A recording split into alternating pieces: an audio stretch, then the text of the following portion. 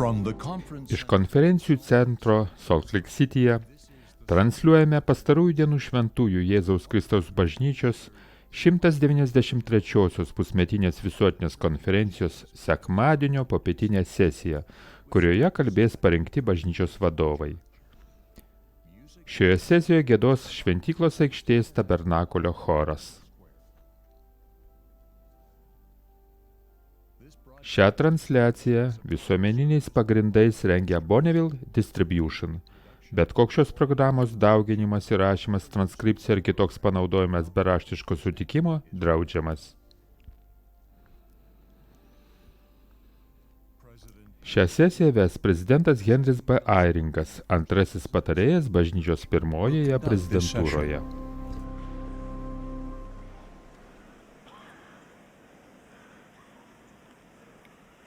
Broliai ir seserys, sveikiname Jūs pastarųjų dienų šventųjų Jėzaus Kristaus bažnyčios 193-osios visuotinės pusmetinės konferencijos sekmadienio popietinėje sesijoje. Sveikiname bažnyčios narius ir draugus, kurie visame pasaulyje dalyvaujam šiame susirinkime per radijo, televizijos, interneto ar palydovinį ryšį. Šioje sesijoje giedos Šventyklos aikštės tabernakulio choras, diriguojamas Meko Vilbergo ir Ryano Murphio, vargonuos Richardas Eliotas ir Brianas Matijas. Šį susirinkimą choras pradės giesmę For All the Saints. Tada įžanginę maldą sukalbės vyresnysis Michaelas A. Danas iš 70.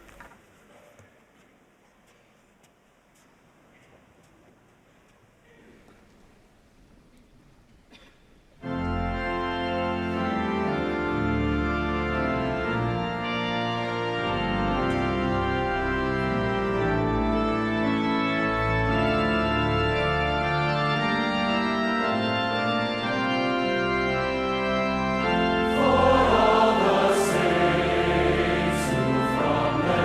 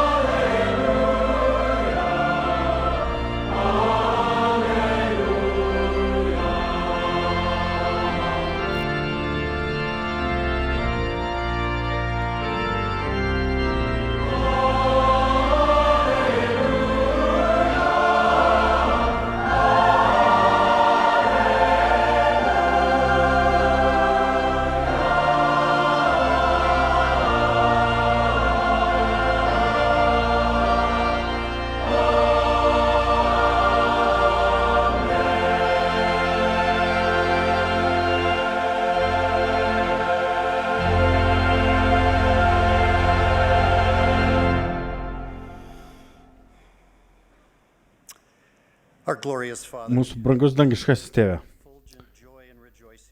mes džiaugiamės su dideliu džiaugsmu, mes pasirodome prieš tave, kad galime džiaugti šią visuotinę konferenciją. Mes džiaugiamės už tai, kad mes išmokome daug svarbių dalykų šioje konferencijoje.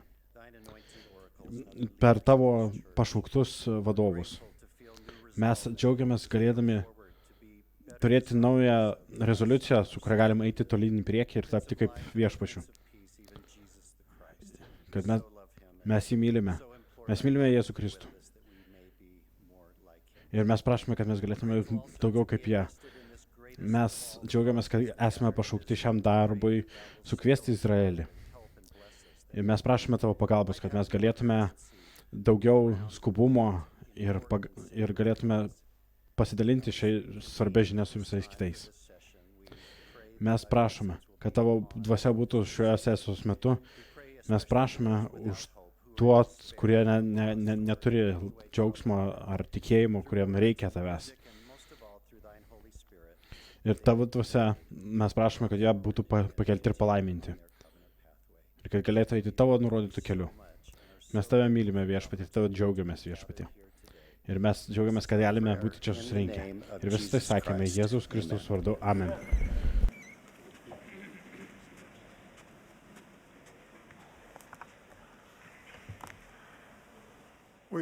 Dabar mums bus malonu išklausyti vyresnįjį Deilą G. Renlandą iš 12 apaštalų kvorumo.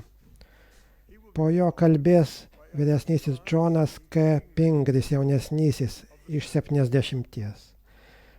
Po vyresniojo Pingrio pastabų kalbos choras sugiedos giesmę Papasakok man apie Jėzų. Tada į mus kreipsis vyresnieji Valeris V. Kordonas ir Dž. Kimas Esplinas iš 70. Will then address us.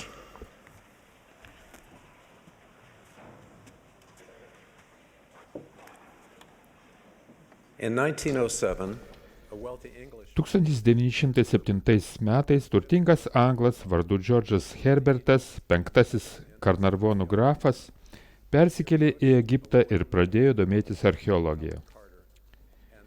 Jis kreipėsi į žinomą egiptologą Hovardą Carterį ir pasiūlė partnerystę.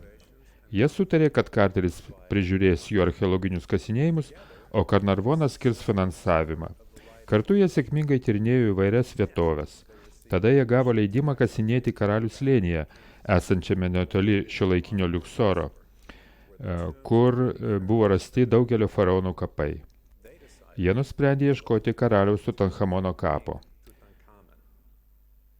Tutanchamonas į Egipto sostą pakilo daugiau nei prieš 3000 metų ir karaliavo 10 metų iki netikėtos mirties. Buvo žinoma, kad jis palaidotas Karalių slėnyje, tačiau jo kapo vieta buvo nežinoma. Carteris ir Karnarvonas 5 metus nesėkmingai ieškojo Tutanchamono kapo. Galiausiai Karnarvonas pranešė Carteriui, kad baigė bevaisius ieškojimus. Carteris maldavo pratęsti kasinėjimus dar vieną sezoną. Karnarvonas nusileido ir sutiko finansuoti. Carteris suprato, kad visas Karalių slėnis buvo metodiškai iškasinėtas, išskyrus jų pačių stovyklos plotą. Pakasinėję ten kelias dienas, jie rado pirmuosius laiptelius, vedančius žemyn į kapą. Galiausiai žvilgtelėjęs į Tutanchamono kapo prieškambarį, Carteris visur matė auksą. Po beveik 3 mėnesius trukusio prieškambario turinio katalogavimo 1923 metų vasarį jie atidarė užantspauduotą laidojimo kambarį. Tai buvo garsiausias 20 amžiaus archeologinis radinys. Per tuos bevaisių paieškų metus Carteris ir Karnarvonas nepaprastai nepastebėjo to, kas tiesioginė prasme buvo jiems po kojomis. Apie 500 metų iki gelbėtojo gimimo Mormono knygos pranašas Jokūbas nevertinimą to, kas šalia, vadino žiūrėjimu toliau tikslo. Jokūbas numatė, kad Jeruzalės žmonės neatpažins pažadėtojo Mesijo, kai jis ateis. Jokūbas pranašavo, kad jie bus žmonės, kurie paniekins aiškius žodžius ir sieks dalykų, kurių jie negali suprasti. Todėl, dėl jų aklumo, atsiradusio dėl to, kad žiūrėjo toliau tikslo, jie būtinai turi pulti. Kitaip tariant, jie turėjo suklupti. Jokūbo pranašavimas pasitvirtino. Jėzaus žemiškosios tarnystės metu daugelis žvelgė toliau tikslo, toliau jo. Jie žiūrėjo toliau pasaulio gelbėtojo. Užuot pripažinę jo vaidmenį įgyvendinant dangiškojo tėvo planą, jie jį pasmerkė ir nukryžiavo. Jie ieškojo ir laukė, kol kažkas kitas atneš jiems išgelbėjimą. Mes kaip Jeruzalės žmonės, bei Karteris ir Karnarvonas taip pat galime būti linkę žvelgti toliau tikslo. Turime saugotis šio polinkio, kad nepražiūrėtume Jėzaus Kristaus savo gyvenime, neatpažindami daugybės jo mums siūlomų palaiminimų. Mums jo reikia. Mums patariama visiškai pasikliauti nuopelnais to, kuris yra galingas išgelbėti. Jis yra mūsų tikslas. Jei klaidingai įsivaizduojame, kad reikia šio to daugiau, nei jis siūlo, mes paneigiame arba menkiname jo įtaką ir galią, kurią jis gali parodyti mūsų gyvenime. Jis pareiškė savo teisės į gailestingumą ir tą gailestingumą siūlo mums. Jis yra tas galutinis šaltinis, į kurį turime žvelgti savo nuodėmių atleidimo. Jis yra mūsų užtarėjas pas tėvą ir siekia to, ko tėvas visą laiką norėjo, kad sugrįžtume pas jį, kaip jo karalystės paveldėtojai. Pranašo Almos žodžiais tariant, mums reikia pakelti akis ir pradėti tikėti Dievo sūnų, kad jis ateis išpirkti savo žmonių ir kentės, ir mirs, kad apmokėtų jų nuodėmes, ir kad prisikels iš mirusiųjų, tuo įgyvendindamas prikėlimą. Jėzus Kristus yra mūsų lobis. Gelbėtojas mums nurodė daug būdų sąmoningai sutelkti dėmesį į jį, įskaitant galimybę kasdien atgailauti. Kartais neįvertiname, koks puikus yra šis pasiūlytas palaiminimas. Kai man buvo 8, mane pakrikštijo tėvas. Po to jis laikė mane už rankos, kai ketiname pereiti Judrė gatvę. Buvau netidus ir žengiau nuo šaligatvio prieš pat atvažiuojantį didelį sunkvežimį. Mano tėvas truktelėjo mane atgal iš gatvės ant šaligatvio. Jei jis būtų to nepadaręs, būčiau partrenktas to sunkvežimio. Žinodamas savo nepaklusnę prigimtį, pagalvojau, gal man būtų buvę geriau, jei būčiau to sunkvežimio suvažinėtas, nes niekada nebūsiu toks švarus, koks esu dabar po to krikšto. Būdamas 8-metis klaidingai maniau, kad krikšto vanduo nuplovė nuodėmes. Yra ne taip. Per daugelį metų nuo savo krikšto supratau, kad nuodėmės nuplaunamas Jėzaus Kristaus galia dėl jo apmokančios aukos, kai sudarome krikšto sandorą ir jos laikomės. Tada per atgailos dovaną galime išlikti švarūs.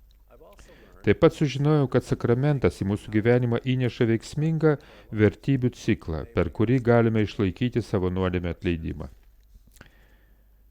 Kaip lobis, kuris buvo po Karterio ir Karnarvono kojomis, taip ir vertingi sakramento palaiminimai pasiekimi kiekvieną kartą, kai dalyvaujame sakramento susirinkime. Mums pažadėta, kad šventoji dvasia bus mūsų nuolatinė bendražygė, jei sakramentą priimsime taip, kaip atsivertusysis priima krikštą ir patvirtinimą. Susidūžusia širdimi, atgailaujančia dvasia ir pasiryžimu gyventi pagal krikšto sandorą. Šventoji dvasia laimina mūsų savo šventinančią galią, kad kiekvieną savaitę galėtume gauti nuodėmę atleidimą. Mūsų dvasinis pagrindas stiprinamas per atgailą ir sąžiningai ruošiantis sakramentui bei vertai jį priimant. Tik turėdami tvirtą dvasinį pagrindą galime atlaikyti metaforinį lietų, vėją ir potvinius, su kuriais susidurėme savo gyvenime.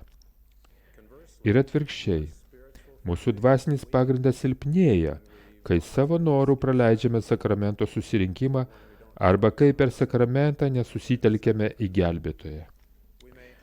Taip nejučia galime nutolti nuo viešpaties dvasios ir ji neturės vietos mumise, kad vestų mus išminties takais, įdant būtume palaiminti, klestintis ir apsaugoti.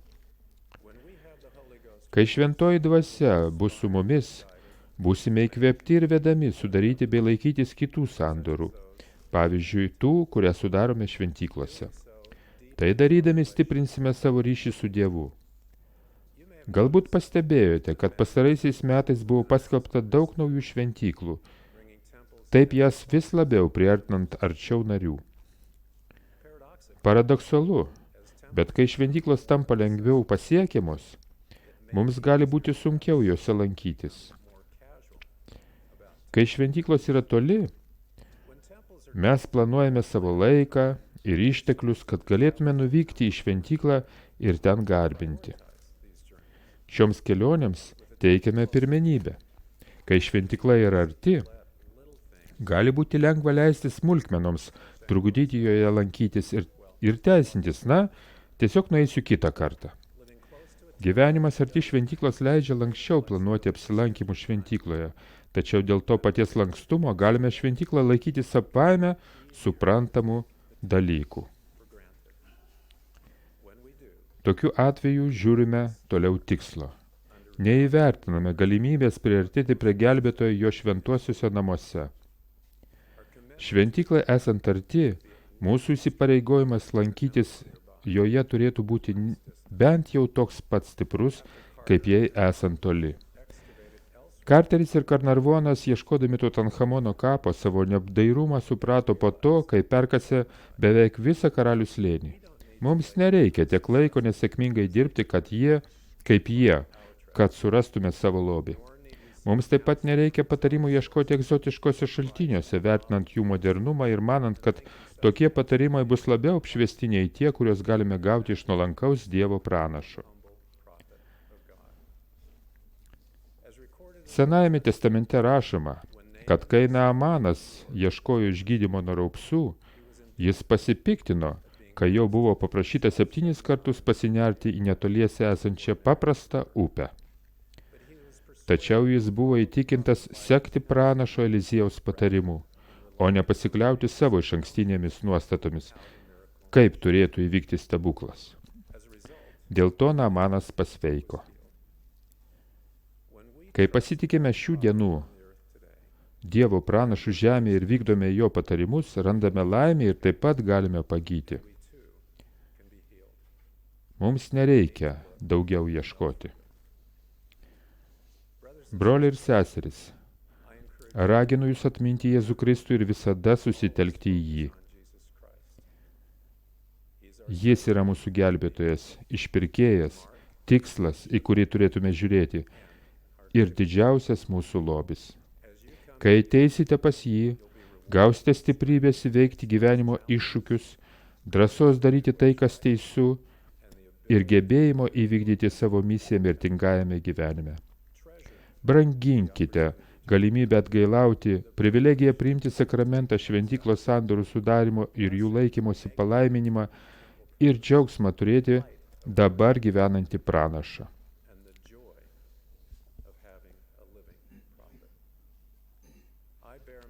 Iškilmingai ir tvirtai liudiju, kad Dievas, amžinasis tėvas, yra mūsų dangiškasis tėvas ir kad jis gyvas. Jėzus yra Kristus. Jis yra mūsų geras, išmintingas dangiškasis draugas, o čia yra jo atkurtoji bažnyčia. Ačiū už jūsų tikėjimą ir ištikimybę. Meldžiu, kad būtumėte palaiminti, klestintis ir apsaugoti. Jėzaus Kristaus vardu. Amen.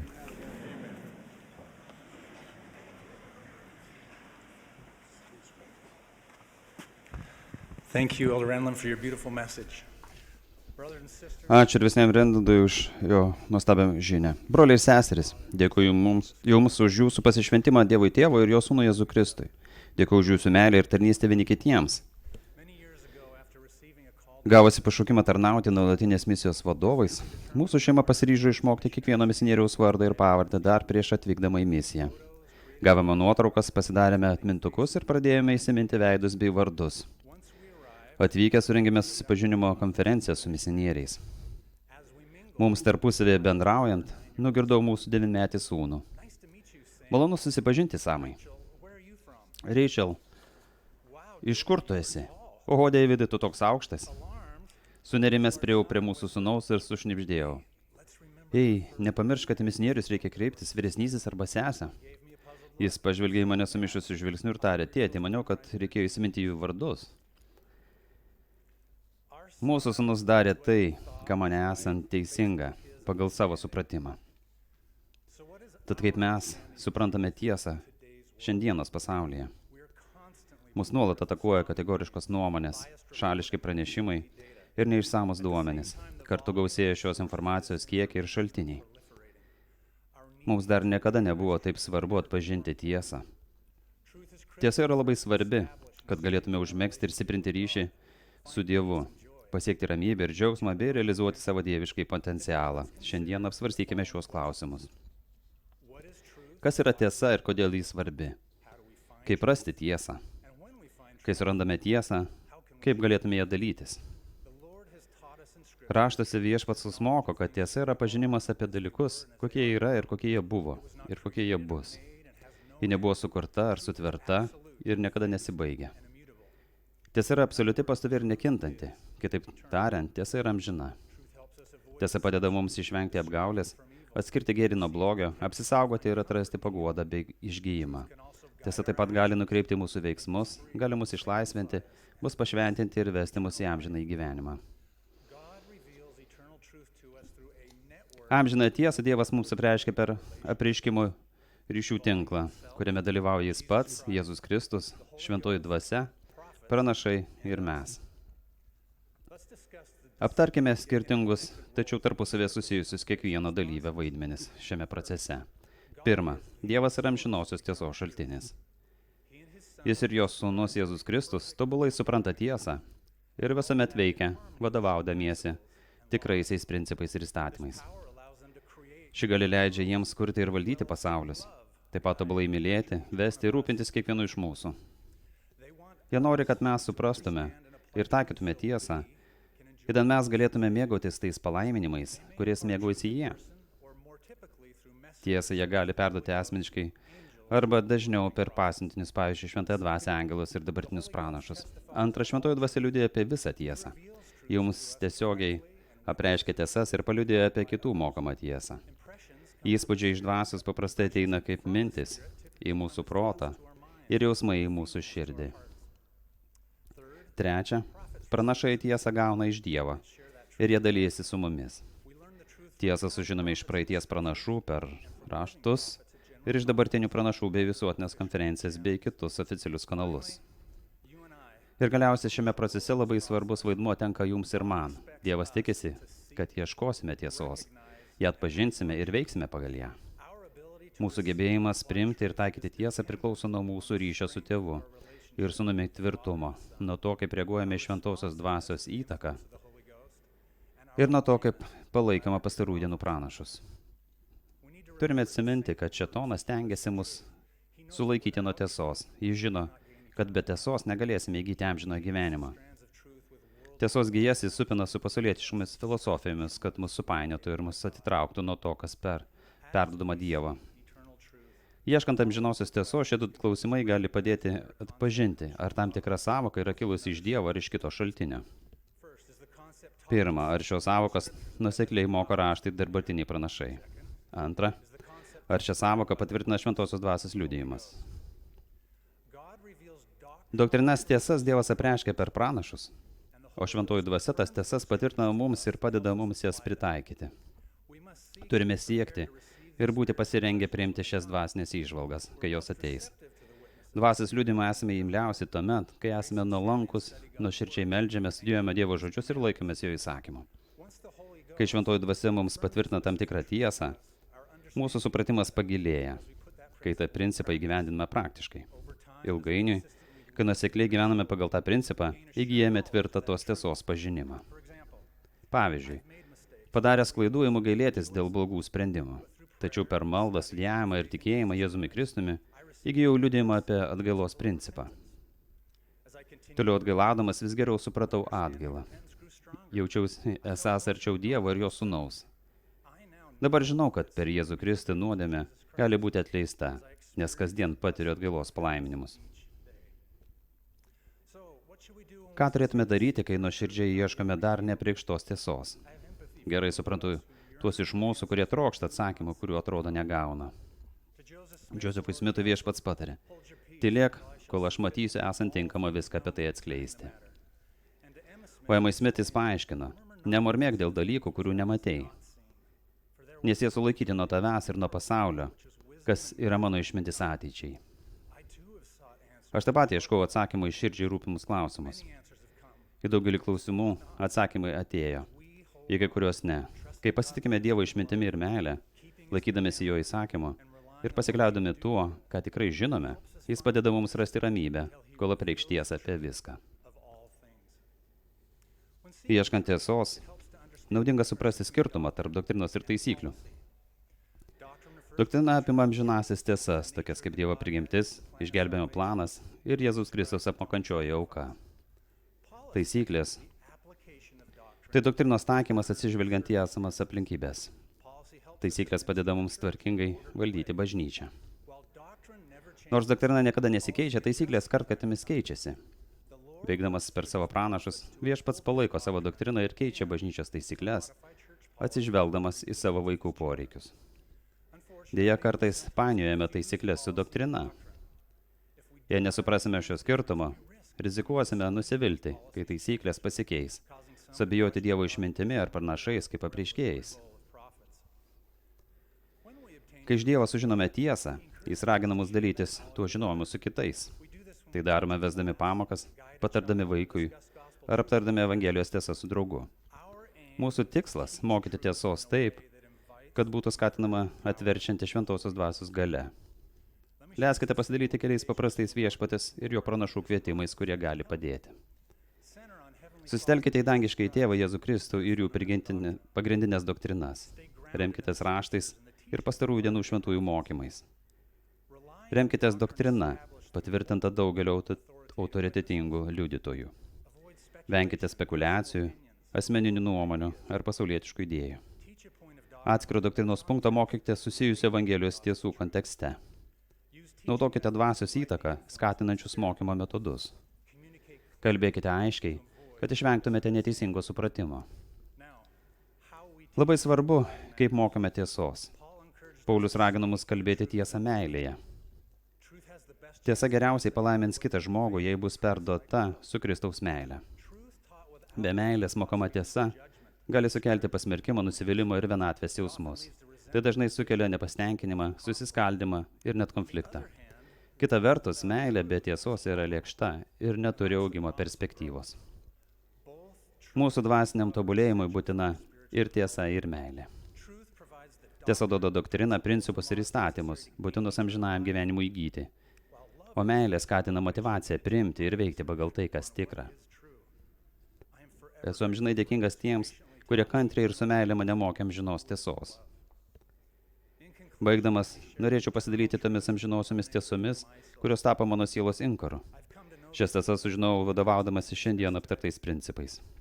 Žinau, kad Dievas yra mūsų mylintis dangiškasis tėvas. Jis yra visa žinantis, visa galintis ir tobulai mylintis.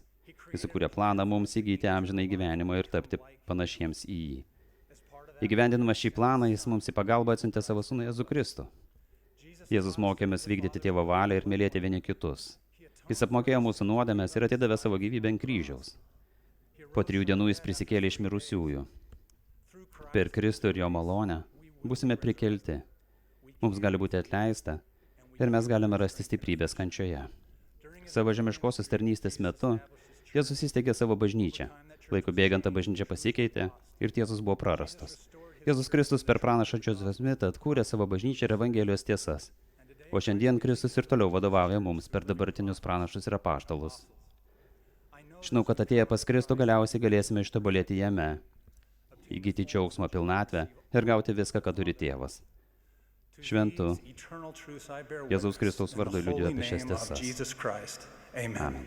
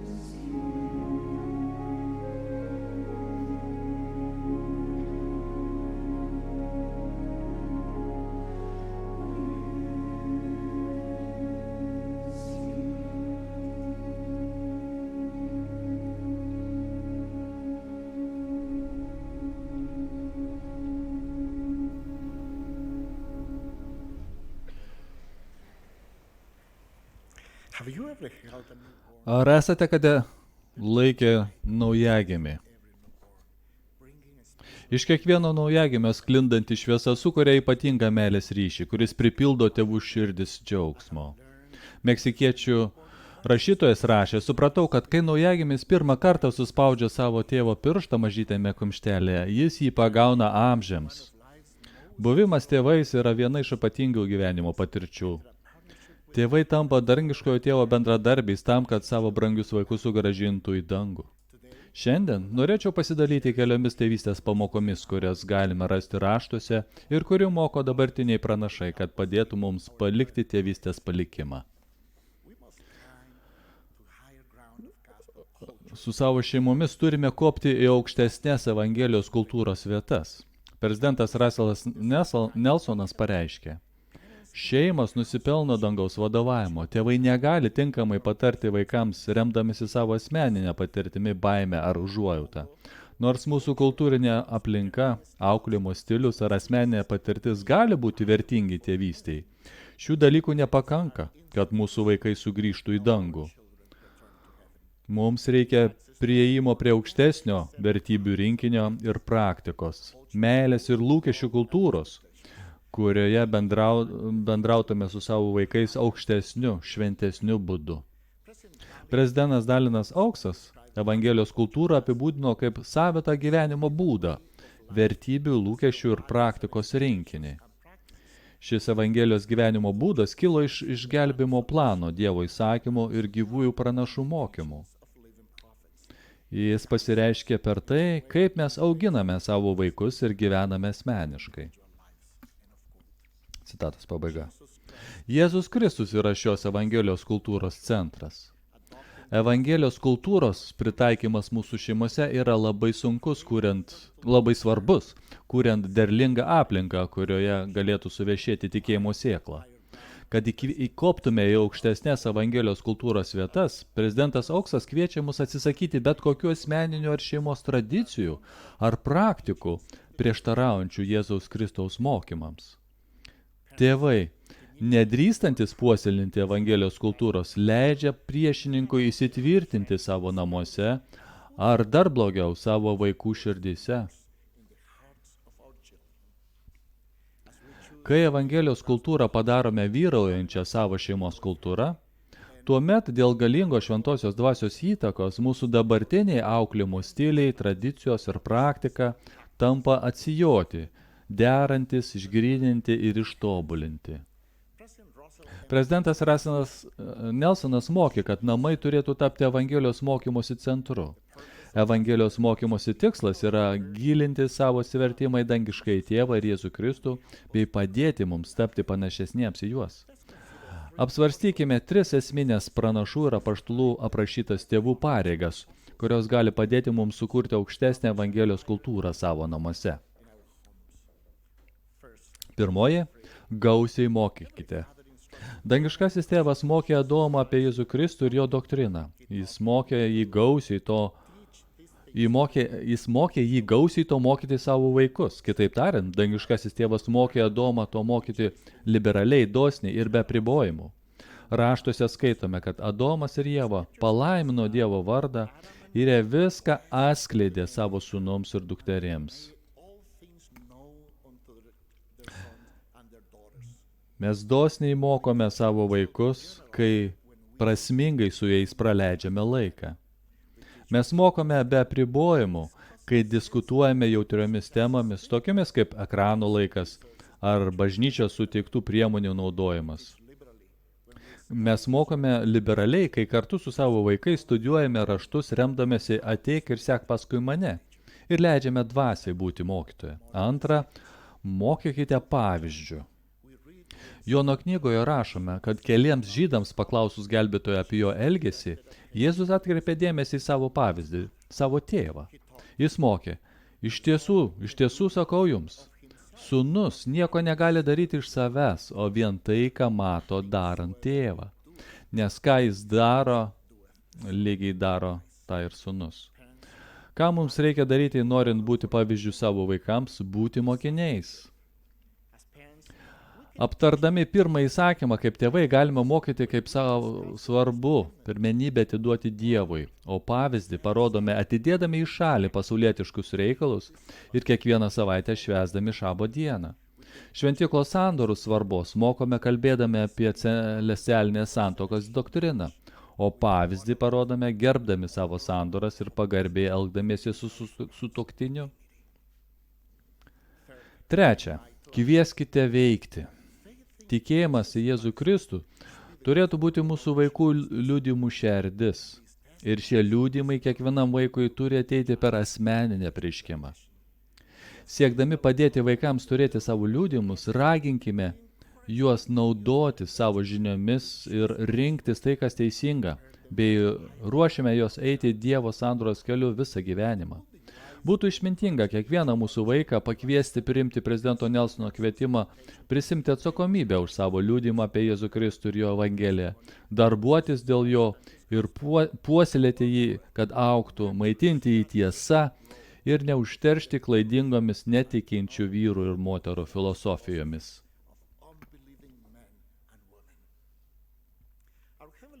Dangiškojo tėvo, kaip mūsų tėvo ketinimai atskleisti Mozei duotame apreiškime. Nes štai, tai yra mano darbas ir mano šlovė įgyvendinti žmogaus nemirtingumą ir amžinąjį gyvenimą.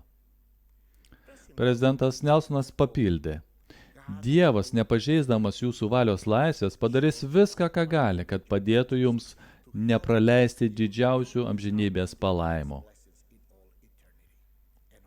Citatos pabaiga. Mes, tėvai, esame Dievo atstovai, kuriems patikėta rūpintis mūsų vaikais.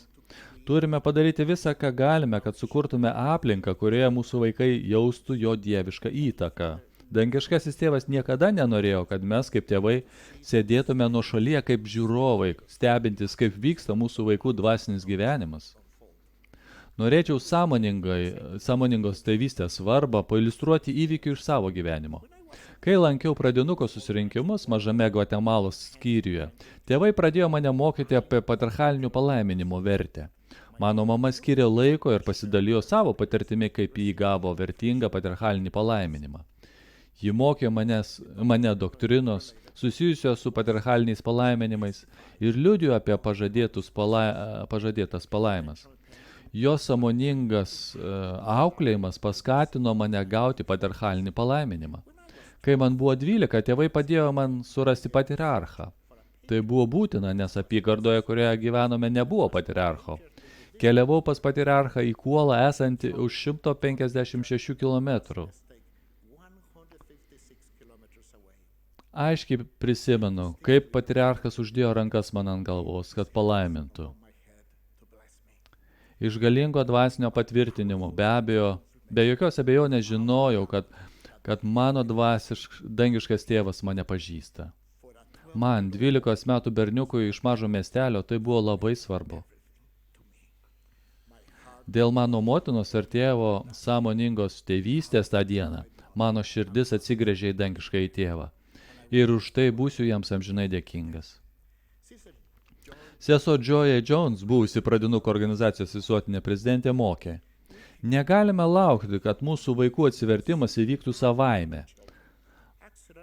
Atsitiktinis atsivertimas nėra Jėzaus Kristaus Evangelijos principas. Citatos pabaiga. Mūsų meilė ir įkvėpti kvietimai gali pakeisti tai, kaip mūsų vaikai naudojasi savo valios laisvę. Prezidentas Nelsonas pabrėžė: teisi sąmoninga tėvystė svarbesnė už visus kitus darbus. Citatos pabaiga. Tėvai, šis pasaulis kupinas filosofijų, kultūrų ir idėjų konkuruojančių dėl mūsų vaikų dėmesio. Didingas ir erdvus pastatas buvimą jo nariu reklamuoja kasdien, naudodamasis naujausiais žiniasklaidos kanalais. Pranašas Moronis mokė, kad per savo sūnaus dovaną Dievas paruošė pranašesnį kelią. Kai per sandoras bendradarbiaujame su Dievu ir tampame jo atstovais, rūpindamėsi mūsų vaikais.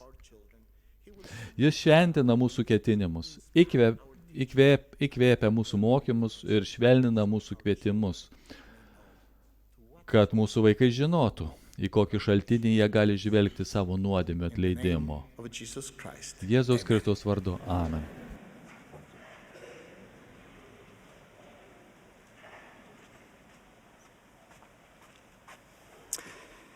In the 1960s, my father Praeito amžiaus 70-ame dešimtame mano tėvas dėstė bažnyčios koledže Loje, Havajas, kur aš gimiau. Mano 7 vyresnės sesės reikalavo, kad tėvai man duotų havajišką vardą Kimo. Gyvenome netoliese Havajų Loje šventyklos, kai joje dar lankėsi daug Azijos Ramiojo vandenyno krašto, taip pat ir Japonijos narių. Tuo metu Japonų šventųjų grupės pradėjo vykti į Havajus, kad gautų šventyklos palaiminimus. Viena iš tų narių buvo sesuo iš gražios Okinavos salos. Jos kelionės į Havajų šventyklą istorija yra nepaprasta. Prieš 2 dešimtmečius ji susituokė tradiciškai surengtose budistų vestuvėse. Po kelių mėnesių Japonija užpuolė Pearl Harborą Havajuose ir taip į karą įtraukė Jungtinės valstijas. Po tokių mūšių kaip Midvėjaus ir Ivo Džimos mūšiai, karo bangos nubloškė Japonų pajėgas atgal prie jos gimtosios Okinavos salos krantų. Paskutinės gynybos linijos, skiriančios alijanso pajėgas nuo Japonijos užnugario. 1940 metais 3 šiurpius mėnesius vyko žūtbūtinis Okinavos mūšis. 1300 amerikietiškų karo laivų flotilė apsupo ir bombardavo salą. Kariškių ir civilių netektis buvo milžiniškos. Šiandien didingame Okinavos paminkle iškalta daugiau nei 240 000 vardų žmonių, kuriuos galima buvo identifikuoti kaip žuvusius tame mūšyje. Desperatiškai stengdamasi išvengti antpuolio Okinavos gyventojo, jos vyras ir 2 maži vaikai slėpėsi urve kalnuose. Tomis besitęsančiomis savaitėmis ir mėnesiais jie ištvėrė nenusakomą kančią. Vieną naktį vykstant mūšiui, jos šeimai beveik badaujant, o vyrui esant be sąmonės, jis svarstė galimybę nutraukti jų kančias rankinę granata, kurią jai būtent tuo tikslu buvo davusi vietos valdžia. Tačiau jai, besiruošiant tai padaryti, nepaprastas dvasinis patyrimas leido jai pajusti apčiuopiamą Dievo ir jo meilės jai realumą, suteikusi jai stiprybės gyventi. Ateinančiomis dienomis jie atgaivino savo vyrą ir maitino šeimą žolėmis, medumi iš laukinio avilio ir netoliese esančiame upelėje sugautais gyviais. Tikras stebuklas, kad jie 6 mėnesius išgyveno urve, kol vietiniai kaimo gyventojai pranešė jai apie mūšio pabaigą. Kai šeima grįžo namo ir ėmė iš naujo kurti savo gyvenimą, ta japonė moteris pradėjo ieškoti atsakymą apie Dievą. Pamažu išsižiebė tikėjimas į Jėzų Kristų ir ji pajuto poreikį krikštytis. Tačiau ji nerimavo dėl savo artimųjų, kurie mirė nežinodami apie Jėzų Kristų ir krikštą. Tarp jų jos motina mirusi ją gimdydama. Įsivaizduokite jos džiaugsmą, kai 2 seserys misionierės iš pastarųjų dienų Švento Jėzaus Kristaus bažnyčios vieną dieną atėjo į jos namus ir mokė ją, kad žmonės gali mokytis apie Jėzų Kristų dvasių pasaulyje. Ją sužavėjo mokymas, kad jos tėvai gali sekti Jėzumi Kristumi po mirties ir priimti krikštą, už juos atliekama šventose vietose, vadinamose šventyklomis. Ji ir jos šeima atsivertė į Viešpatį ir buvo pakrikštyti. Jo šeima sunkiai dirbo ir pradėjo klestėti. Gimė dar 3 vaikai. Jie buvo ištikimi ir aktyvūs bažnyčioje. Tada netikėtai jos vyras patyrė insultą ir mirė. Tai privertė ją daug metų dirbti keliose darbuose, kad aprūpintų savo 5 vaikus. Kai kurie žmonės jo šeimoje ir kaiminystėje ją kritikavo. Dėl jos vargų jie kaltino jos prisijungimą prie krikščioniškos bažnyčios. Ji neišsigando baisios tragedijos ir aštrios kritikos ir laikėsi tikėjimo į Jėzų Kristų. Apsisprendusi veržtis pirmin, pasikliaudama, kad Dievas pažįsta ją ir kad ateityje laukia šviesesnės dienos. Praėjus keleriems metams po nesavalaikės vyro mirties, Japonijos misijos prezidentas pajuto įkvėpimą paraginti Japonijos narius užsibrėžti tikslą apsilankyti šventykloje.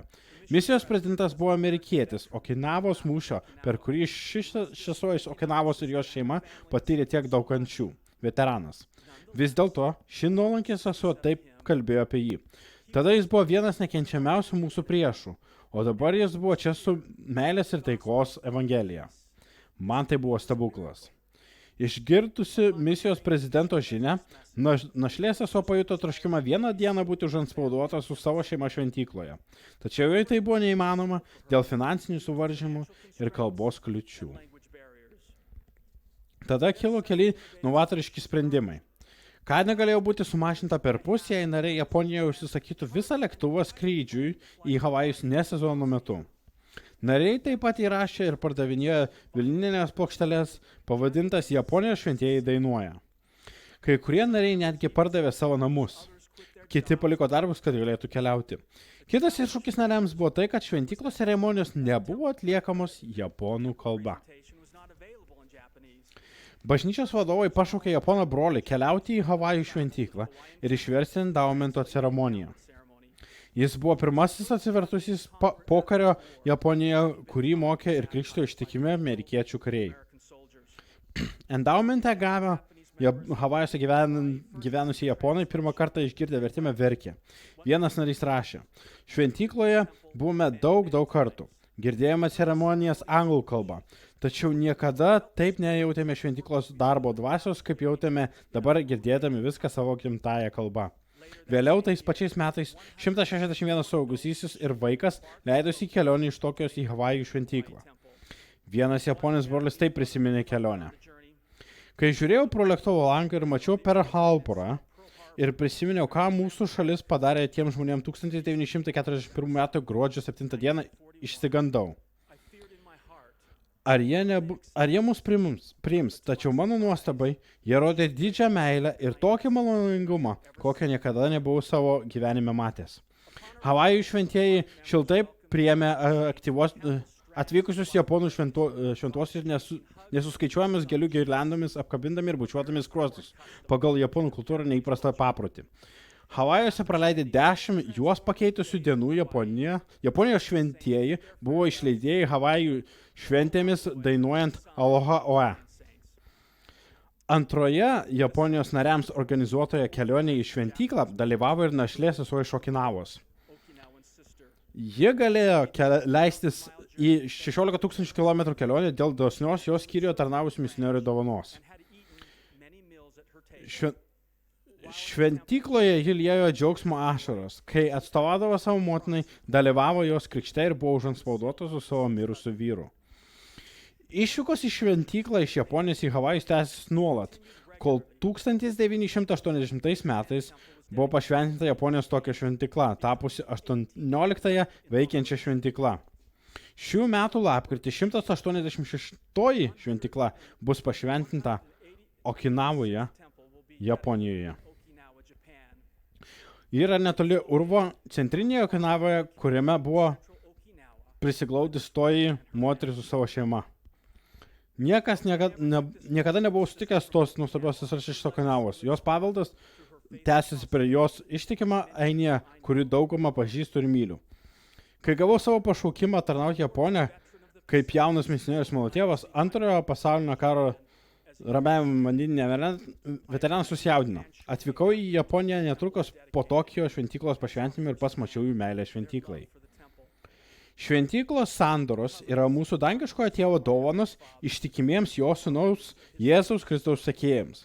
Per šventyklą mūsų dangiškasis tėvas susaisto asmenis ir šeima su gelbėtoju ir vieną su kitu. Praėjusiais metais prezidentas Russellas M. Nelsonas pareiškė, kiekvienas žmogus, kuris daro sandoras krikštyklose ir šventyklose ir jas vykdo, turi geresnę prieigą prie Jėzaus Kristaus galios. Prašyčiau apmąstyti šią stulbinančią tiesą. Atlygis už sandorą su Dievu laikymas yra dangaus galia, kuris stiprina mus, kad galėtume geriau atlaikyti išbandymus, pagundas ir sielvartų. Ši galia palengvina mūsų kelią. Per šventyklos palaiminius gelbėtojas gydo asmenys, šeimas ir tautas, netgi tuos, kurie kadaise buvo nuožmūs priešai. Prisikėlęs viešpats pareiškia konfliktų nualintą visuomenį, kad tiems, kurie gerbs mano vardą, pakils teisumo sūnus su išgydymu savo sparnuose.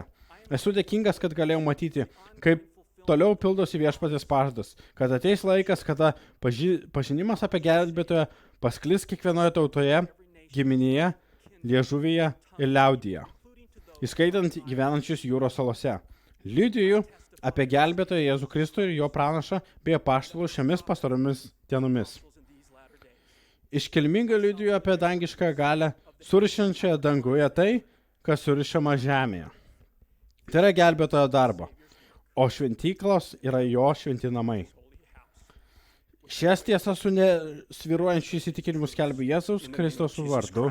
Amen.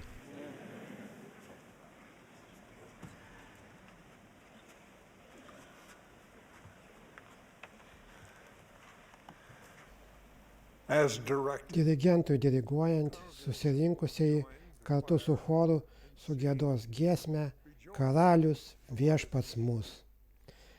Tada klausysimės vyresniojo Gerito V. Gongo iš 12 apaštalų kvorumo. Po jo kalbės vyresnysis Kristofas Ž. Žiro Karjė iš 70.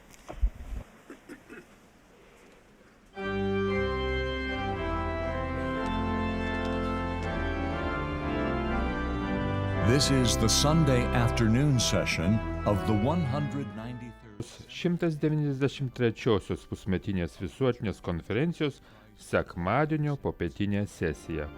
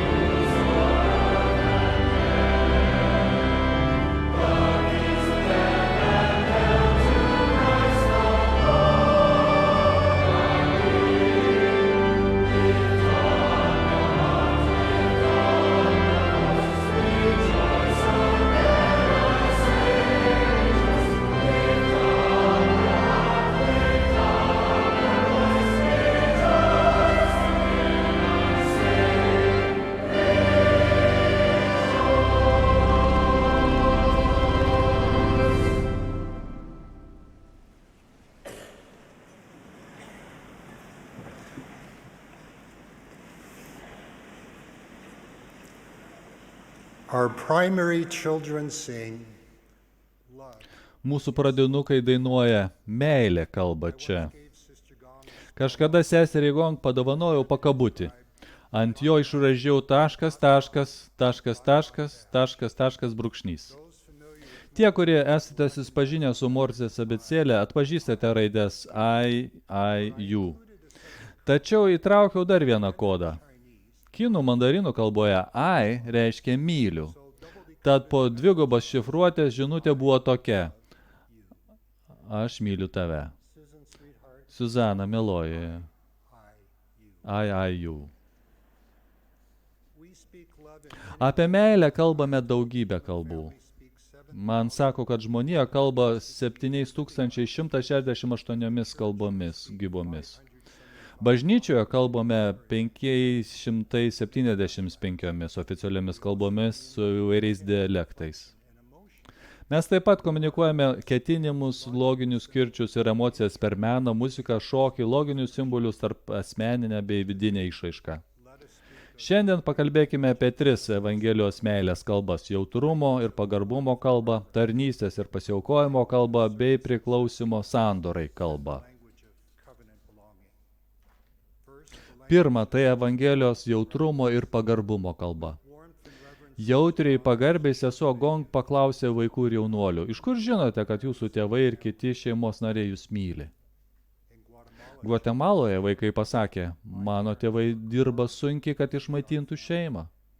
Šiaurės Amerikoje vaikai sakė, mano tėvai prieš miegą man skaito pasakas ir apklosto. Šventoje žemėje vaikai sakė, mano tėvai saugo mane. Ganoje, vakarų Afrikoje vaikai sako, mano tėvai padeda man siekti vaikų ir jaunimo tikslų. Vienas vaikas pasakė, net būdama labai pavargusi nuo dienos darbų, mano mama išeina į lauką pažaisti su manimi.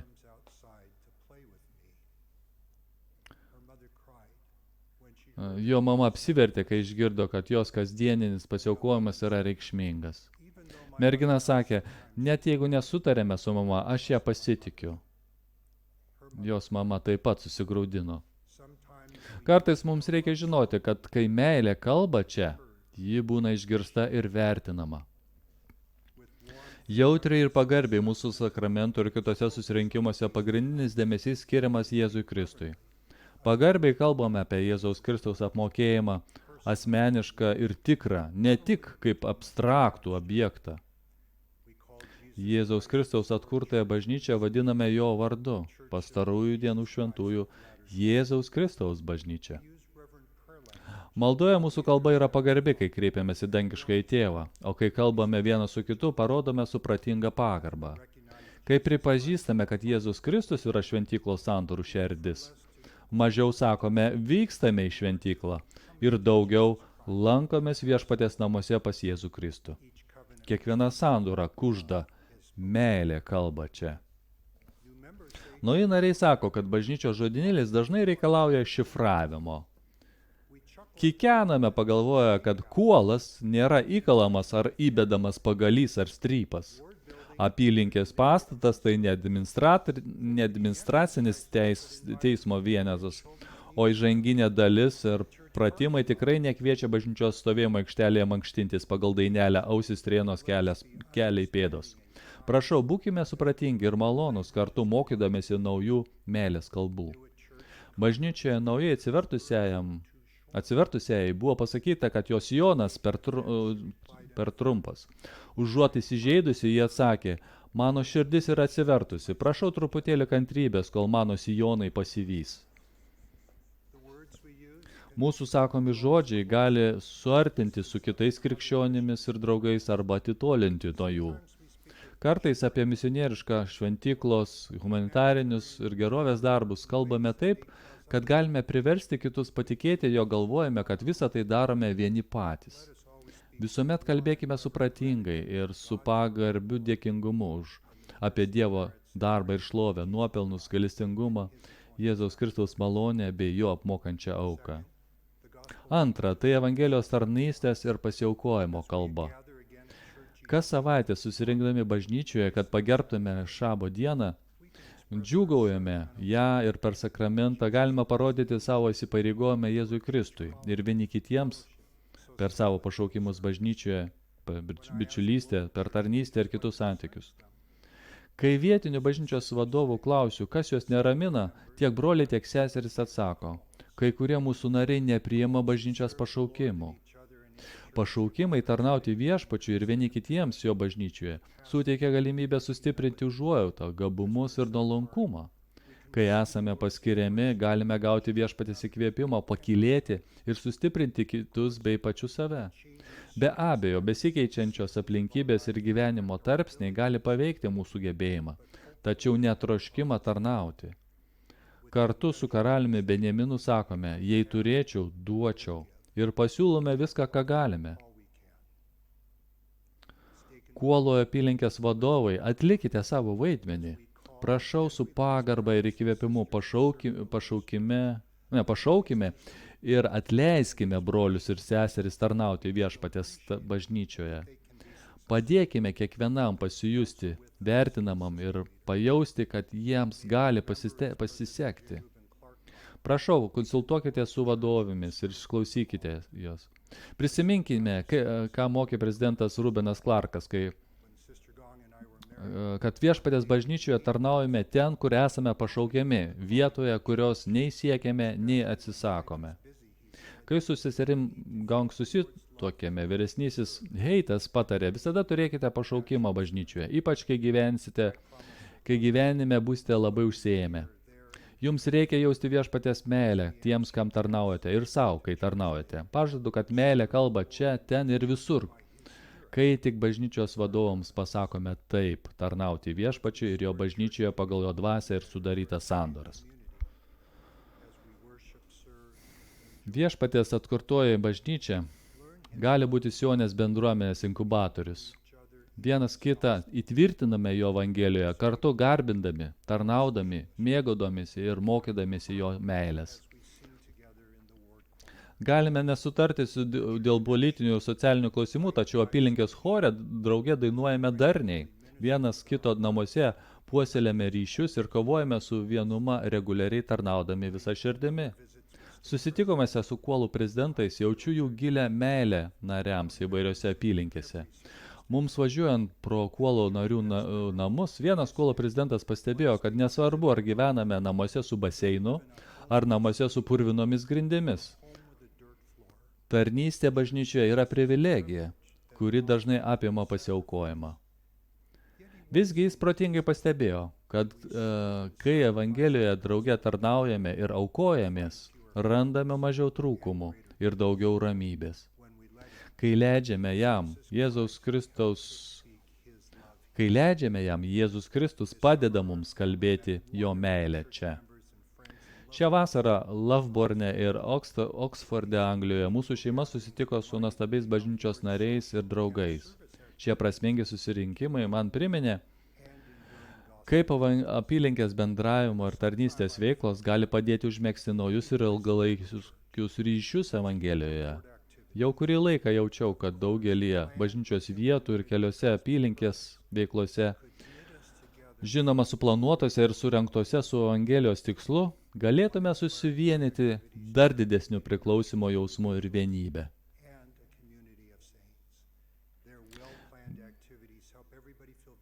Viena įkvėpta apylinkės veiklų pirmininkė ir komitetas rūpinosi pavieniais asmenėmis ir šventųjų bendruomenė. Jų gerai suplanuotos veiklos padeda visiems pasijausti vertinamiems, priimtiems ir pakviestiems atlikti reikiamą vaidmenį.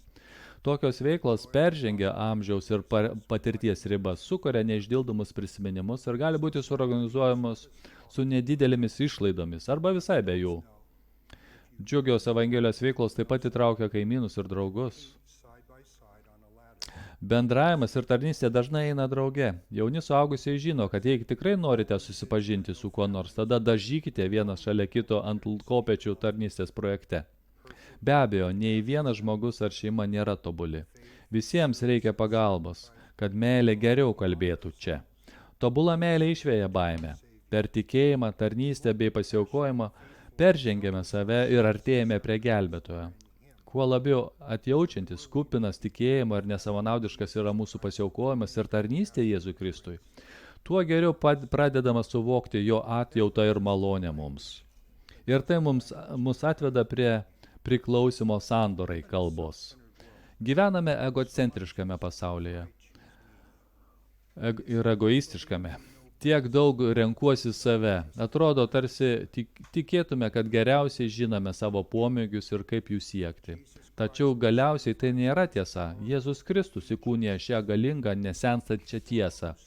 Nes kas nori išgelbėti savo gyvybę, tas ją praras. O kas praras savo gyvybę dėl manęs, tas ją atras. Kokiagi žmogui nauda, jeigu jis ar ji laimėtų visą pasaulį, o pakenktų savo sielai? Jėzus Kristus siūlo geresnį kelią, santykius paremtus šventomis sandoromis, stipresnius už mirties raiščius. Priklausimas sandorai su Dievu ir vienas kitam gali gydyti ir šventyti mūsų branginamus santykius. Iš tiesų, jis mus pažįsta geriau ir myli labiau, nei mes patys save pažįstame ir mylime. Tiesą sakant, kai su sandora atiduodame viską, kas esame, galime tapti kai kuo daugiau negu esame. Dievo galia išmintis gali palaiminti mus bet kokia gera dovana, jo laiku ir jo būdu.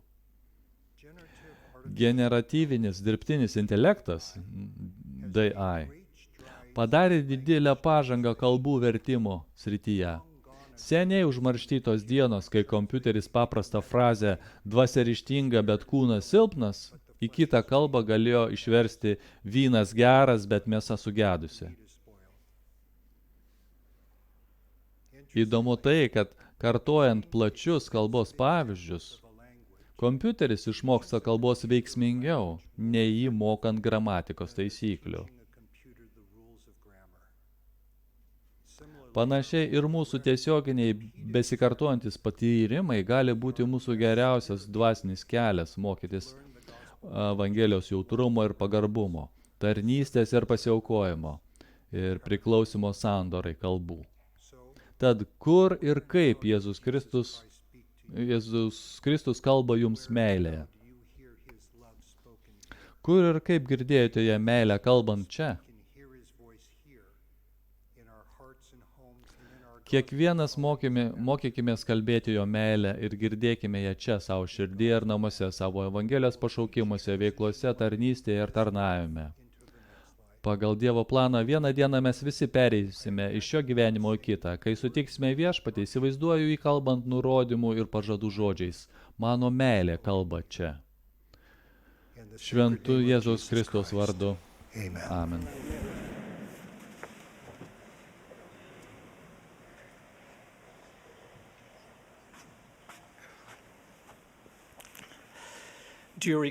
Ar prisimenate pranašo Samuelio patirtį, kai Viešpats pasiuntė jį į Jesės namus patepti naujo Izraelio karaliaus? Samuelis pamatė Eliabą, Jesės pirmagimį. Eliabas regis buvo aukštas ir vadovo išvaizdos. Samuelis tai pamatė ir skubiai padarė išvadą. Paaiškėjo, kad tai neteisinga išvada ir Viešpats pamokė Samuelį. Nežiūrėk jo išvaizdą, nei jo ūgį. Žmogus žiūri į išorę, bet Viešpats žiūri į širdį. Ar prisimenate mokinio Ananijo patirtį, kai Viešpats siuntė jį palaiminti Sauliaus? Žinios apie Sauliaus reputaciją keliavo greičiau už jį.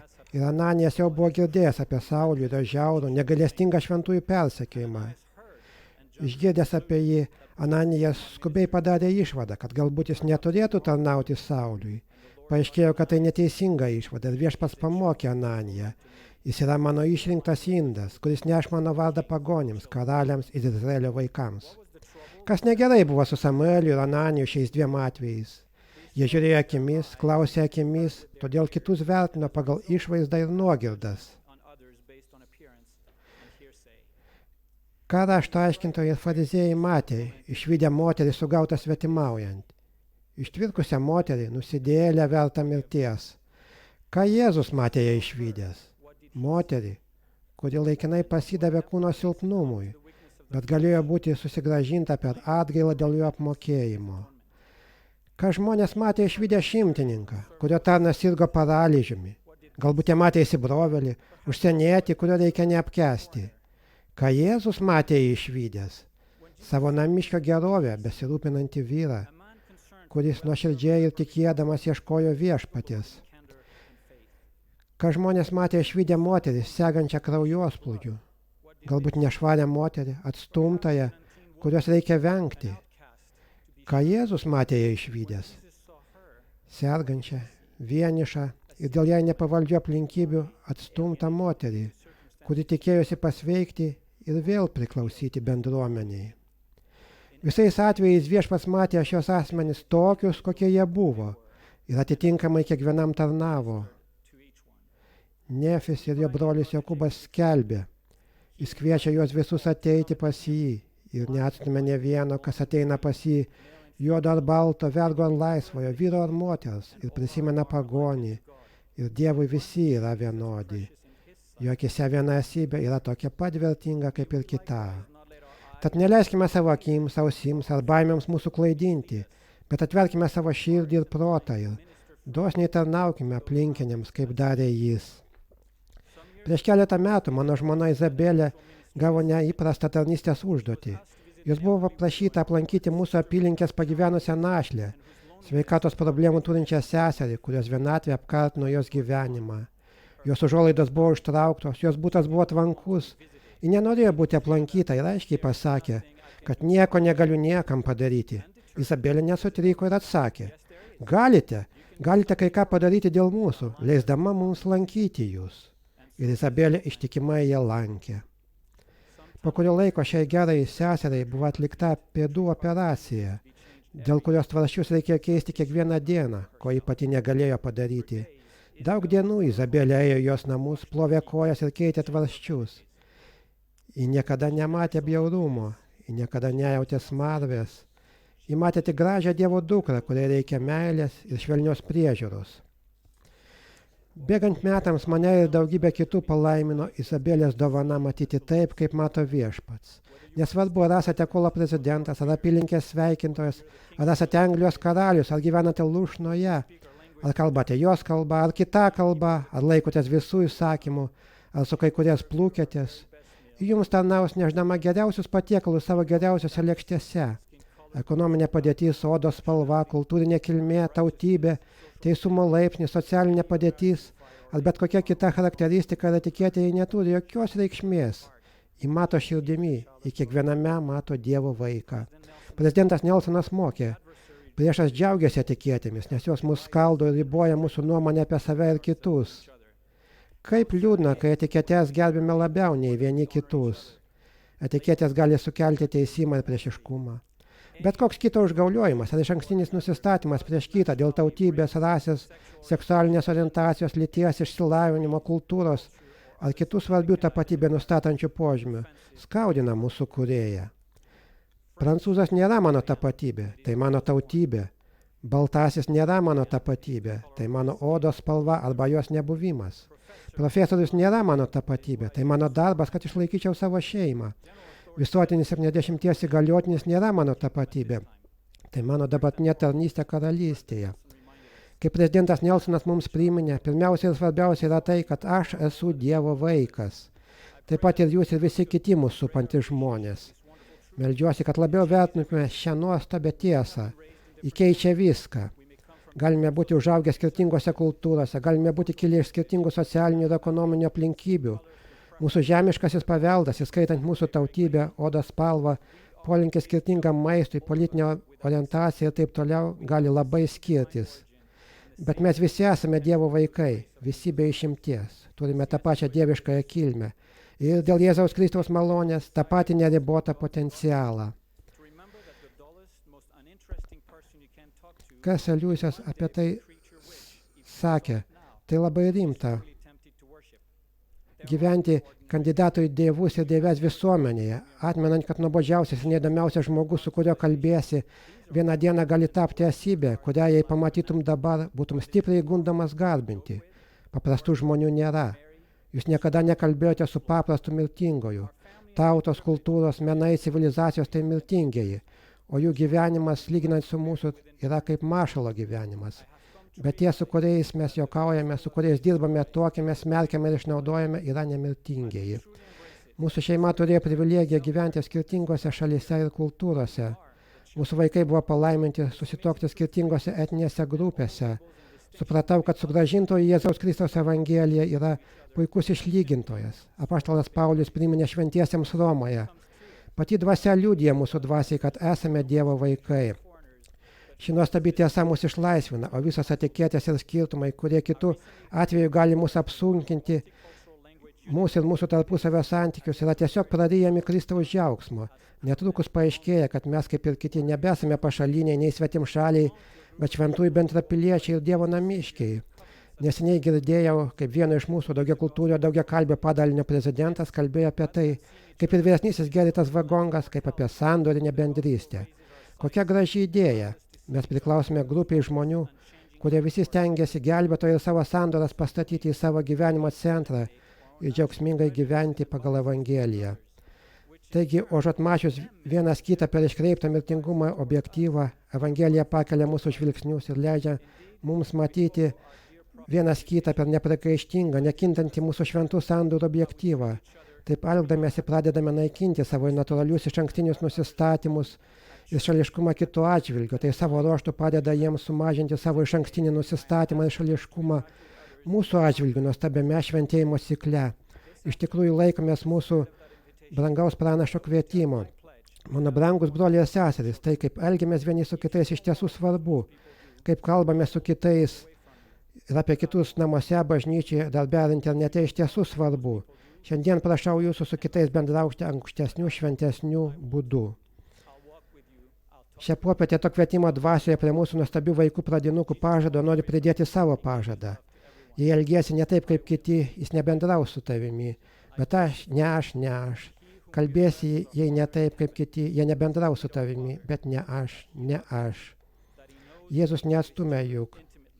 Mylėjo, gerbė jis visus, taip ir aš. Liudiju, kad tas, į kurį kreipiamės kaip į savo dangiškąjį tėvą, yra mūsų tėvas. Liudiju, kad tai, kaip mes elgiamės vieni su kitais, tiesiog atspindi mūsų supratimą ir dėkingumą už jo sūnaus mūsų gelbėtojo Jėzaus Kristaus didžiausią pasiaukojimą ir apmokėjimą. Jėzaus Kristaus vardu. Amen.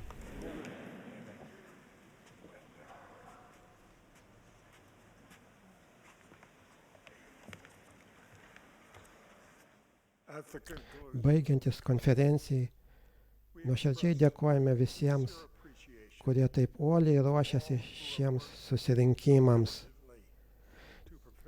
Dėkojame tiems, kurie kalbėjo ir tiems, kurie įkvėpė mus pakilėjančią muziką. Dabar choras pamalonins mus giesmę Pažvelkite į lelijas. Paskutinis šioje sesijoje kalbės mūsų mylimas pranašas prezidentas Russellas M. Nelsonas. Po prezidento Nelsono pastabų choras šią konferenciją užbaigs giesmę Mokyk vaikščioti jo šviesoje. Tada baigiamąją maldą sukalbės sesuo M.J. tarnaujanti antrąją patarėją visuotinėje paramos bendrijos prezidentūroje. Ir atsisveikinsime iki kitos konferencijos.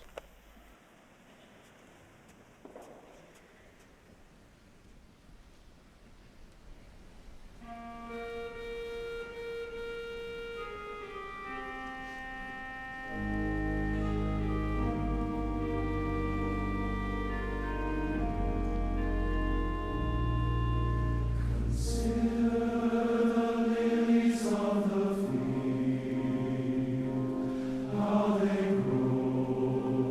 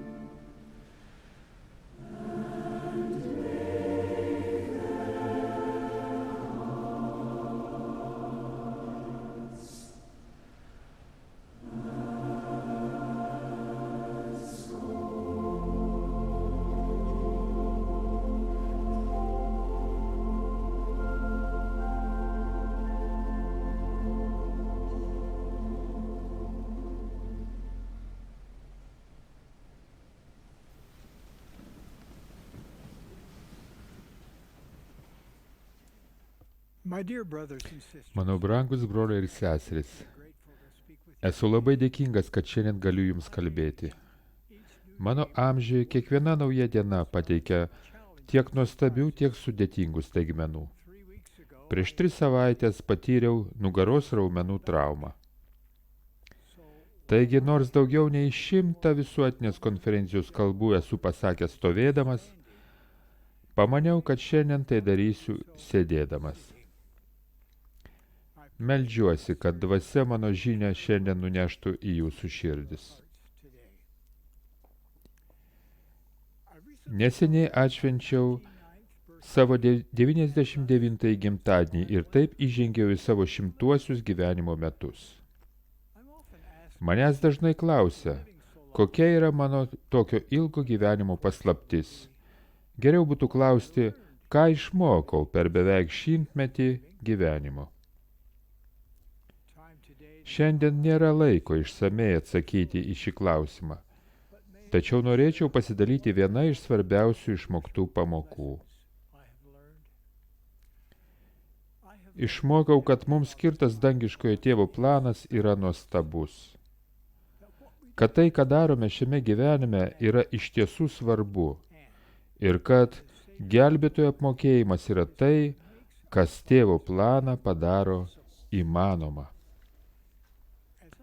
Besigrumdamas su stipriu neseniai patirtos traumos sukeltų skausmu, ėmiau dar labiau vertinti Jėzų Kristų ir protų sunkiai suvokiamą jo apmokėjimo dovaną.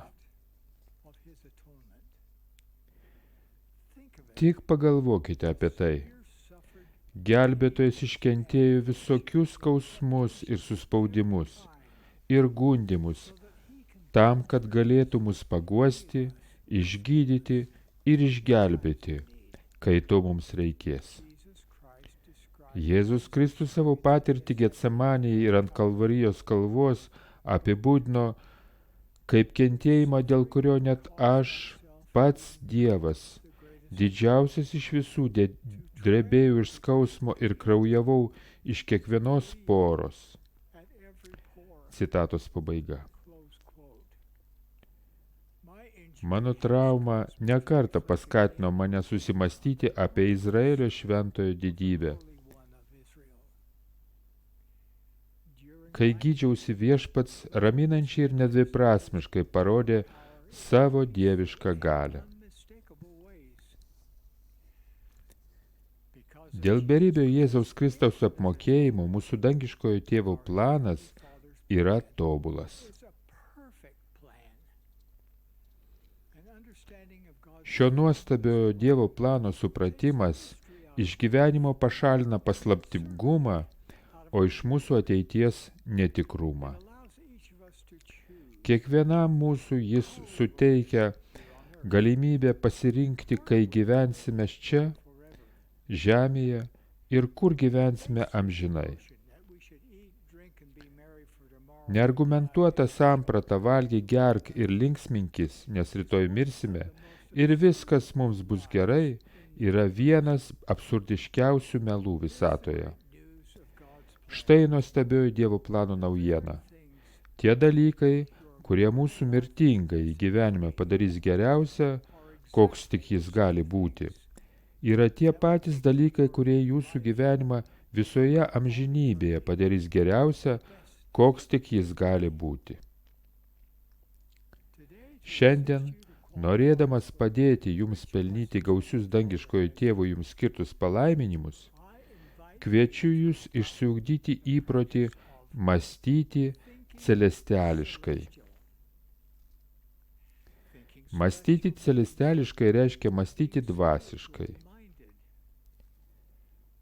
Iš Mormono knygos pranašo Jokūbo sužinome, kad dvasiškas mąstymas yra amžinasis gyvenimas.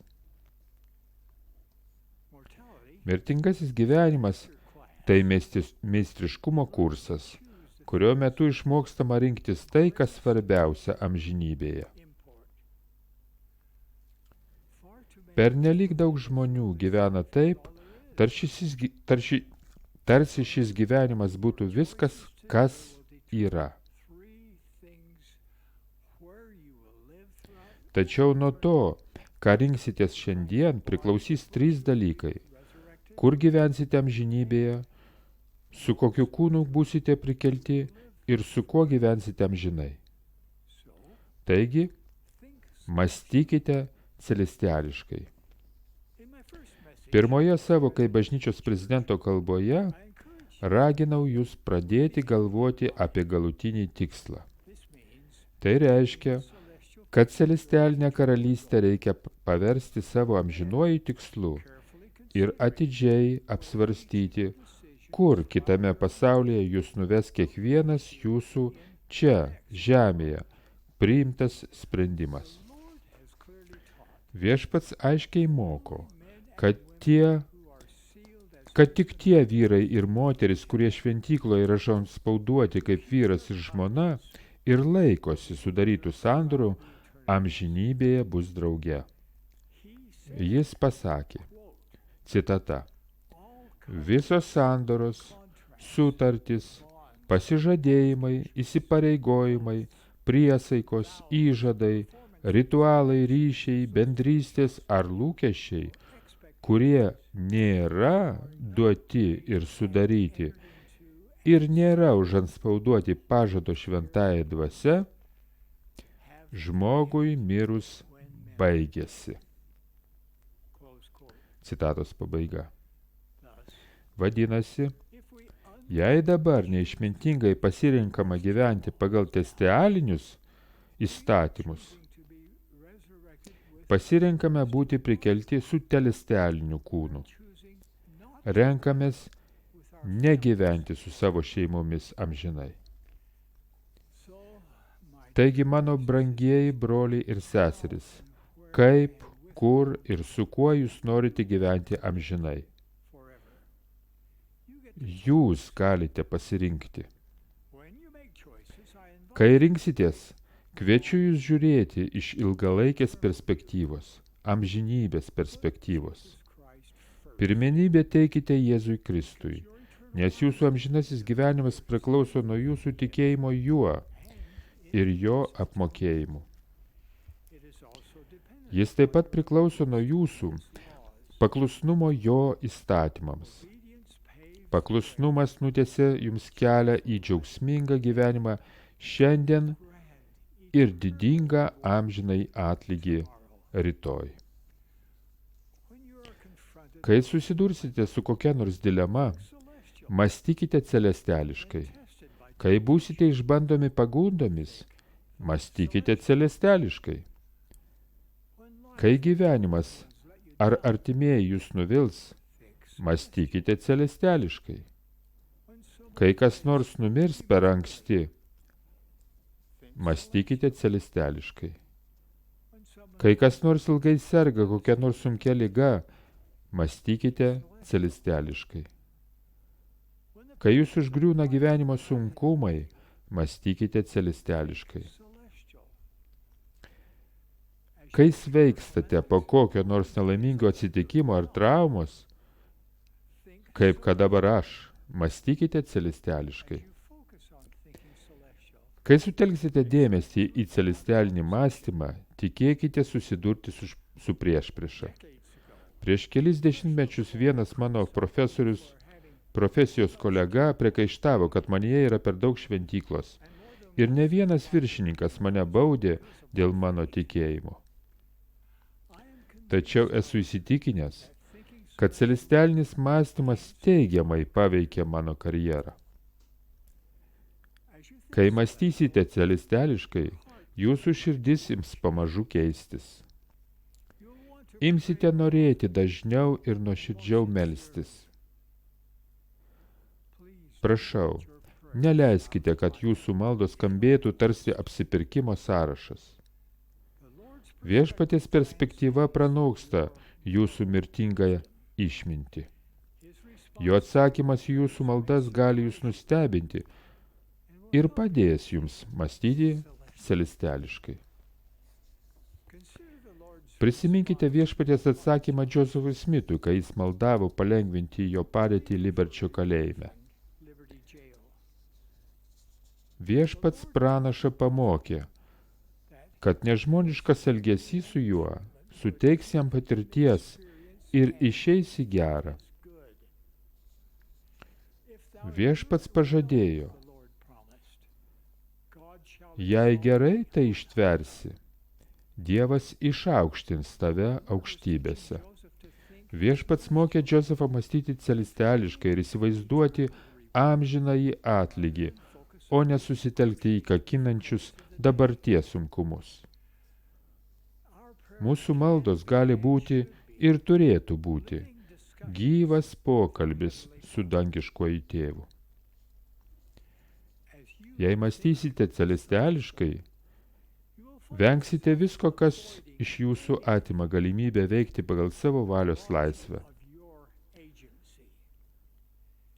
Bet kokia priklausomybė, ar tai būtų žaidimai, azartiniai lošimai, skolos, narkotikai, alkoholis, pyktis, pornografija, seksas ar net maistas, žeidžia Dievą. Kodėl?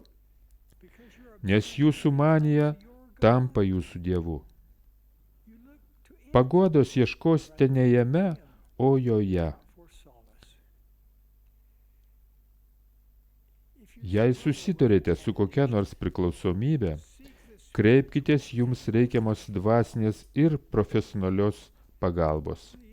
Neleiskite, kad jūsų manija atimtų iš jūsų laisvę sekti nuostabiuoju Dievo planu. Celestialinis mąstymas taip pat padės jums paklusti skaistybės įstatymui. Nedaug kas taip greitai apsunkins jūsų gyvenimą, kaip šio dieviškojo įstatymo nesilaikymas. Sudariusiems sandorą su Dievu, amoralumas yra vienas iš greičiausių būdų netekti turimo liudijimo. Daugelis atkakliausių priešininko pagundų yra susijusios su moralinio tyrumo pažeidimu. Gyvybės kūrimo galia yra vienintelė dievystės privilegija, kurią dangiškasis tėvas leidžia naudoti savo mirtingiesiems vaikams. Todėl Dievas nustatė aiškias šios dieviškosios galios naudojimo gaires. Fizinis intimumas skirtas tik susituokusiems vyrui ir moteriai. Didžioji pasaulio dalis tuo netiki. Tačiau viešoji nuomonė nėra tiesos arbitras. Viešpats yra pareiškęs, kad ne vienas netyras žmogus nepateks į celestialinę karalystę. Taigi, kai priimate moralinius sprendimus, prašau, mąstykite celestiališkai.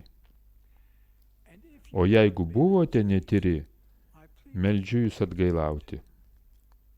Ateikite pas Kristų ir priimkite jo pažadą visiškai atleisti tuo met, kai visiškai atgailausite už savo padarytas nuodėmes. Mąstydami celestiališkai, į išbandymus ir pasipriešinimą žvelgsite naujoje šviesoje. Kai kas nors, ką mylite, užsipuola tiesą, mąstykite celestiališkai ir nekvestionuokite savo liudijimo. Apaštalas Paulius pranašavo, kad paskutiniais laikais kai kurie atsitrauks nuo tikėjimo, pasidavę klaidinančioms dvasioms ir demonų mokymams.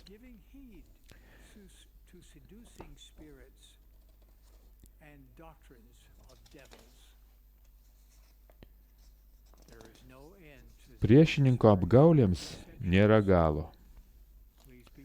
Prašau, būkite pasiruošę. Niekada neklausykite patarimų tų, kurie netiki. Ieškokite patarimų tų, kuriais galite pasitikėti. Pranašų, regėtojų ir apreiškėjų, taip pat šventosios dvasios, kurie nurodys jums viską, ką turėtumėte daryti.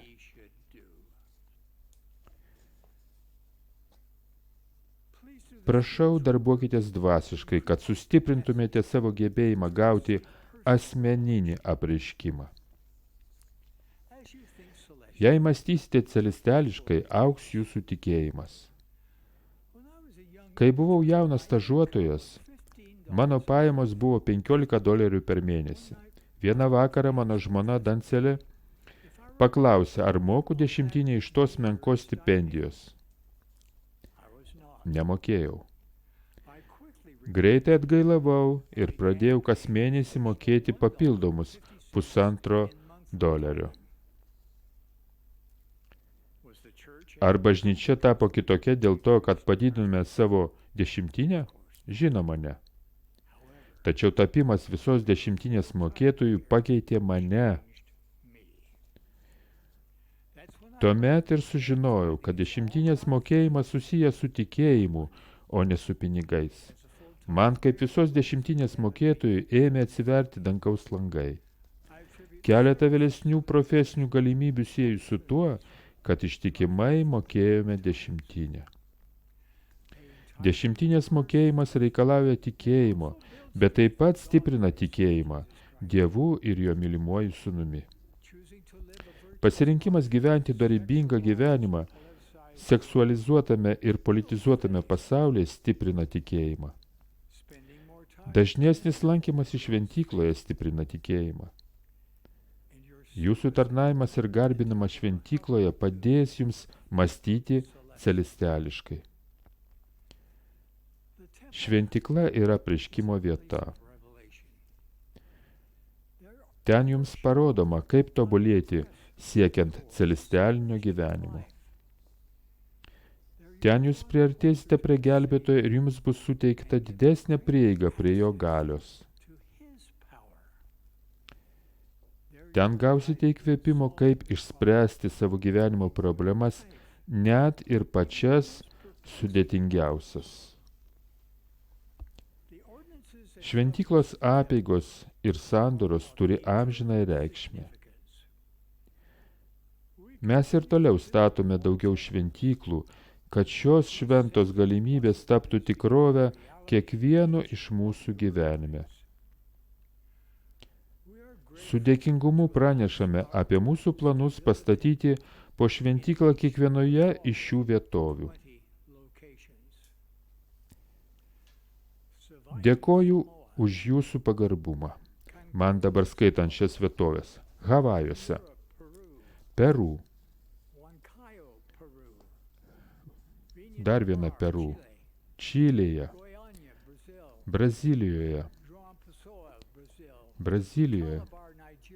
Nigerijoje, Ganoje, Angoloje, Kongo Demokratinėje Respublikoje, Filipinuose, Osakoje, Japonijoje, Havajuose, Aliaskoje, Vankūveryje, Vašingtone,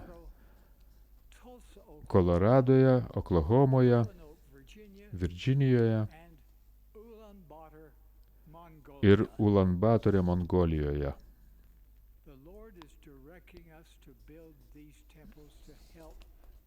Viešpats mums nurodė statyti šias šventyklas, kad jos padėtų mums mąstyti celestiališkai.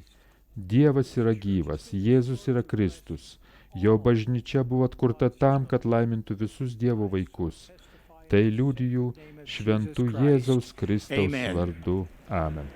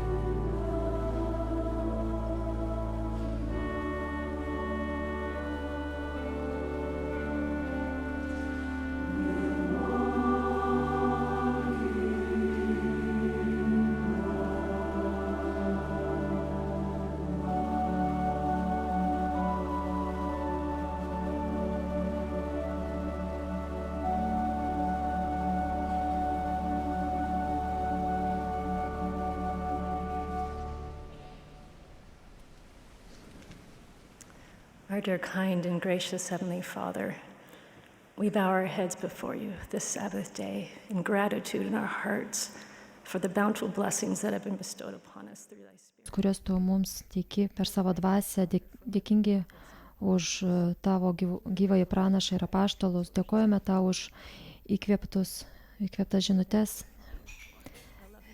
Dieve, dėkojame tau už mūsų mylimą gelbėti Jėzų Kristų už jo išperkančią auką, už jo atperkančią galią.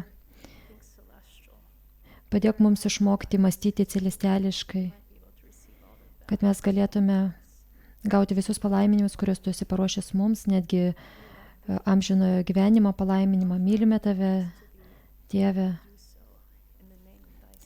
Ir tai sakėme mūsų gelbėtojo Jėzus Kristus vardu. Amen.